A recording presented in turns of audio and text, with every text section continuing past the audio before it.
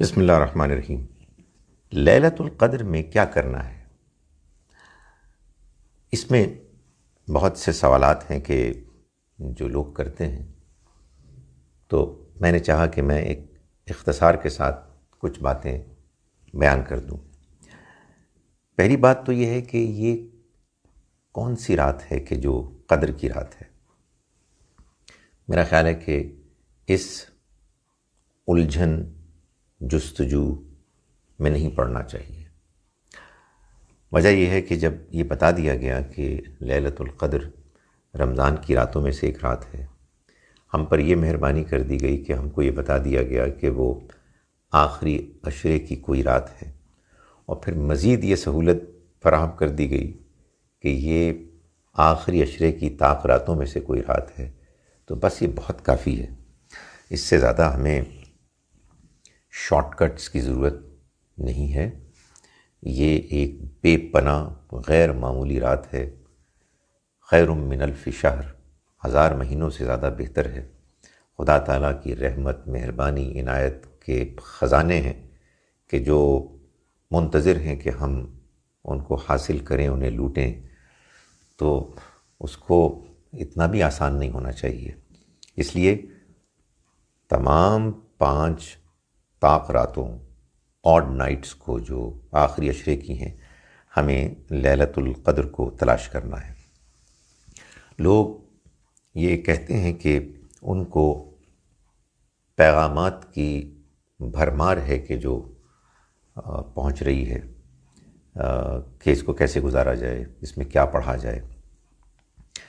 دیکھیے، بات یہ ہے کہ ہم کو بالکل واضح ہونا ہے کہ ہمیں اس میں کیا پڑھنا ہے، کیا کرنا ہے۔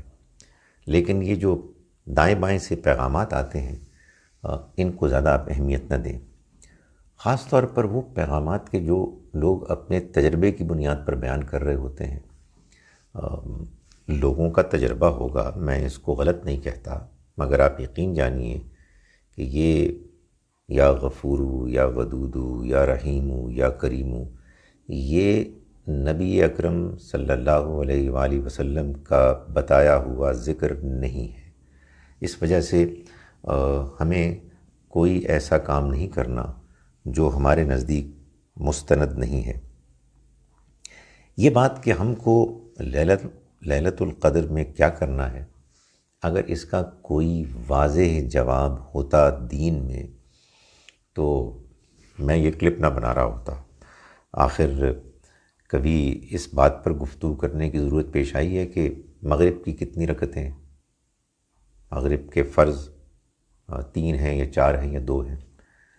ظاہر ہے کہ یہ وہ معاملات ہیں لیلۃ القدر میں اللہ کی عبادت کے کہ جو انسان پر چھوڑ دیے گئے ہیں۔ یقیناً اس میں ہمارے پاس نبی اکرم صلی اللہ علیہ وسلم کا اسوہ حسنہ آئیڈیل موجود ہے، لیکن وہ میں آپ کو بتاتا ہوں کہ آپ لیلۃ القدر ہو یا دوسری راتیں ہوں، اس میں اہتمام کے ساتھ تہجد کی نماز پڑھتے تھے، قیام میں قرآن مجید پڑھتے تھے، ٹھہر ٹھہر کے پڑھتے تھے، سمجھ کے پڑھتے تھے، رسپونڈ کرتے تھے، اللہ تعالیٰ کے سامنے اپنے جذبات کا اظہار کرتے تھے۔ کہیں اگر سجدے کو بے اختیار میلان ہوتا تو آپ فوراً سجدہ کرتے تھے، اللہ کا شکر ادا کرنے کا کوئی موقع آتا تو اللہ کا شکر کرتے تھے۔ آپ کی تو نماز اور عبادت غیر معمولی تھی۔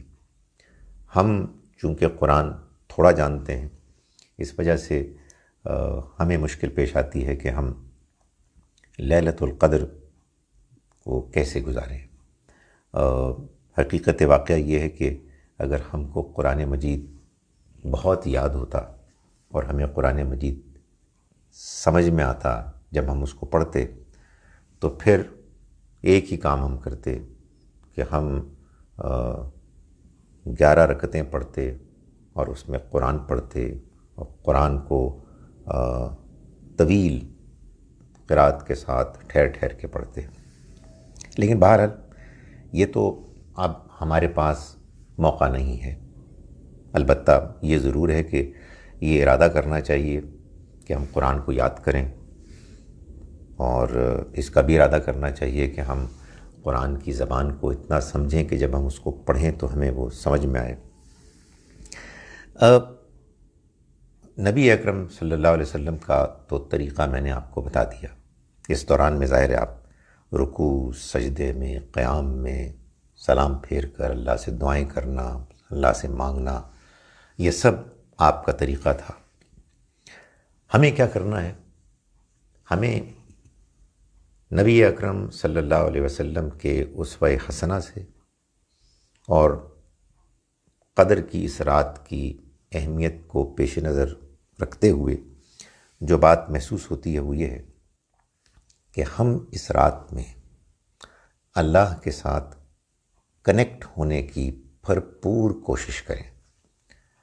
ہمیں اصل میں اللہ سے جڑنا ہے، ہمیں نماز پڑھنی ہے، ہمیں اس سلسلے میں قرآن پڑھنا ہے، ہمیں اللہ کو یاد کرنا ہے، سجدے کرنے ہیں، دعائیں کرنی ہیں، مغفرت مانگنی ہے، مگر یہ سب کچھ کرنا ہے سوچ کر، سمجھ کر، جانتے ہوئے کہ ہم اللہ سے مانگ رہے ہیں، اس سے کنیکٹ ہو رہے ہیں، اس کو یاد کر رہے ہیں، جو کچھ کہہ رہے ہیں وہ سمجھ رہے ہیں، جو کچھ مانگ رہے ہیں وہ جان رہے ہیں، جس گناہ کی مغفرت طلب کر رہے ہیں اس پر ہم شرمندہ ہیں۔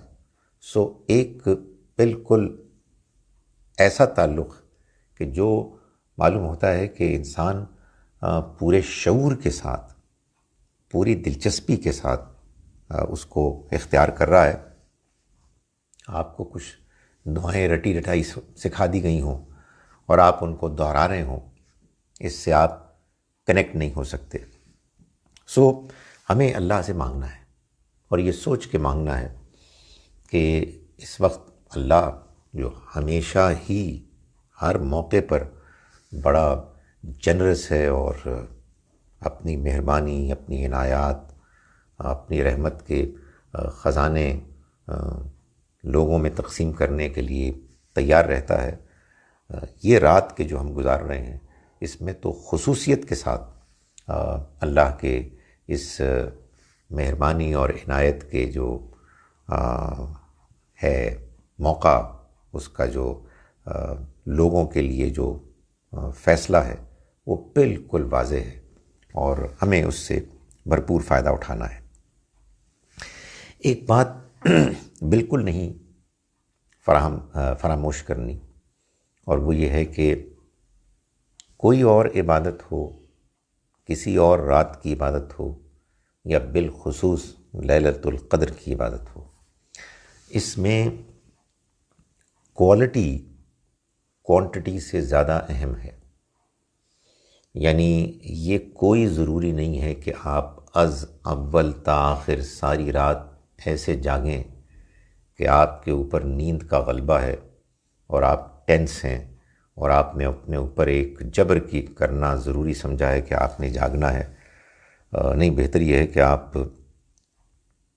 پہلے کچھ سو لیں اور بہترین لمحات صرف کریں اللہ کو یاد کرنے میں۔ جس یاد کرنے کے طریقے کو آپ اس موقع پر زیادہ ایفیکٹو محسوس کریں اس کو اختیار کریں۔ سو جیسا کہ میں نے گزارش کی کہ نماز، قرآن کا پڑھنا، اللہ کو یاد کرنا، اس سے دعائیں کرنا، اپنی زبان میں دعائیں کرنا، جان کر، سوچ کر، سمجھ کر کرنا، مغفرت طلب کرنا، مستقبل کی توفیق مانگنا، اپنے اور اپنوں کے لیے مانگنا، وغیرہ وغیرہ۔ یقیناً یہ دعا جو نبی اکرم صلی اللہ علیہ وآلہ وسلم کی بیان کی جاتی ہے، یہ بڑی مؤثر دعا ہے، اس کو بھی پڑھنا چاہیے۔ اللہم انک عفو تحب العفو فاعف عنی، اے اللہ تو مغفرت کرنے والا، درگزر کرنے والا ہے، تو مغفرت کو درگزر کرنے کو پسند کرتا ہے، تو تو مجھے معاف فرما دے۔ اس میں بھی گزارش یہ ہے کہ یہ عربی کے الفاظ نہیں بلکہ ان کے اندر جو مفہوم معنی ہے اس کو آپ سمجھ کے پڑھیں اور اللہ کے ساتھ کنیکٹ ہوں، تو انشاءاللہ آپ کو لیلۃ القدر میں محسوس ہوگا کہ آپ کو فائدہ ہو رہا ہے، اور آپ اس رات کے حقیقی تجربے سے گزر رہے ہیں۔ آخر میں یہ کہوں گا کہ رات کی عبادت سے پہلے اس کو پلان کر لیں کہ میں نے یہ اور یہ کام کرنے ہیں، اور دعائیں بھی پلان کریں۔ یہ بڑا غیر معمولی موقع ہے، ایک ایسی اپرچونٹی ہے جو سال میں ایک مرتبہ آتی ہے۔